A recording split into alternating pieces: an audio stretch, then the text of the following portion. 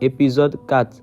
La tragédie s'abat de nouveau sur le prophète Mohammed alayhi salatu wassalam. Décès de sa mère Amina. Assalamu alaikum wa rahmatullahi wa barakatuh. Oh belle âme. Voici l'histoire bouleversante d'un enfant choisi par Allah Azza wa Jal. Un enfant que la douleur a façonné, mais que la lumière n'a jamais quitté. Après avoir perdu son père avant même de naître, Mohammed alayhi salatu wassalam vécut les premières années de sa vie entouré de l'amour profond de sa mère, Amina bin Wahab. Ne s'étant pas remarié après la mort de son jeune époux, un geste rare dans une société où cela était pourtant courant d'épouser des femmes veuves ou divorcées.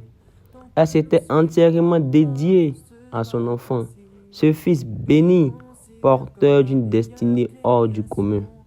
À l'âge de 6 ans, le petit Mohammed alayhi salatu wassalam accompagna sa mère à Yathrib, l'ancienne Médine, pour visiter les siens et se recueillir sur la tombe de son père. Mais ce voyage fut aussi un point de bascule dans sa courte enfance. Au retour, le malheur frappa de nouveau. Sa mère tomba gravement malade et rendit l'âme dans un lieu appelé Al-Abwa, entre la Mecque et Médine. Un silence pesant, une douleur immense.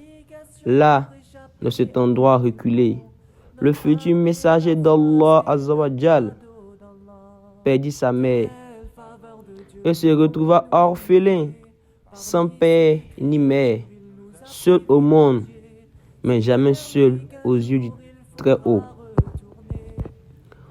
Ayman, sa nourrice fidèle, le ramena à la Mecque, son cœur d'enfant plein de peine, mais son âme restait entre les mains du miséricordieux.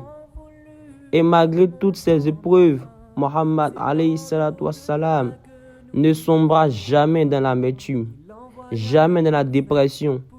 Bien au contraire, il grandit dans la gratitude. Sa vie durant, il honora ces femmes exceptionnelles qu'il avait aimées et protégées dans son enfance. Thuwayba, sa première nourrice, à laquelle il demanda des nouvelles des années plus tard lorsqu'il conquit la Mecque. Halima, qu'il avait allaité et qu'il accueillit un jour à Médine avec les mots suivants. Ma mère, se levant pour elle avec tendresse.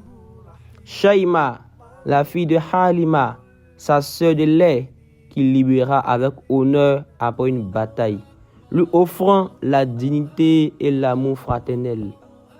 Et Ayman, de son vrai nom, Baraka, quant à elle, demeura proche du prophète Mohammed alayhi salatu wassalam le restant de ses jours.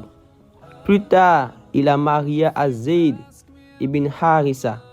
Tous deux eurent pour enfant Oussama, que le prophète aimait tant.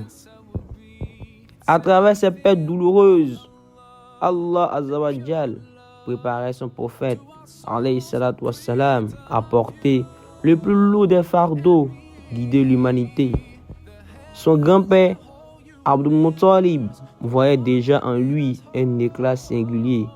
Il le traitait avec une douceur rare, laissant le jeune garçon s'asseoir à ses côtés sur son tapis, là où seuls les hommes d'honneur avaient droit de citer, et disait en ces termes: laisse-le, cet enfant aura un grand avenir, et sans qu'un jour il obtiendra un royaume. Et ce royaume ne fut ni de pierre, ni de trône, mais d'âmes éveillées, de cœurs purifiés, de nations guidées. Ô cœur qui lit ces mots, si l'épreuve vient frapper à ta porte, souviens-toi du petit Mohammed alayhi salatu wassalam. Il perdit tout, sauf son lien avec Allah. Et c'est ce lien qui fait de lui la lumière des mondes. Sois patient comme il fut patient.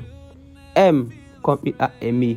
Sois reconnaissant même dans la douleur, car peut-être que dans ton épreuve, Allah te prépare à une mission que seul ton cœur peut accomplir.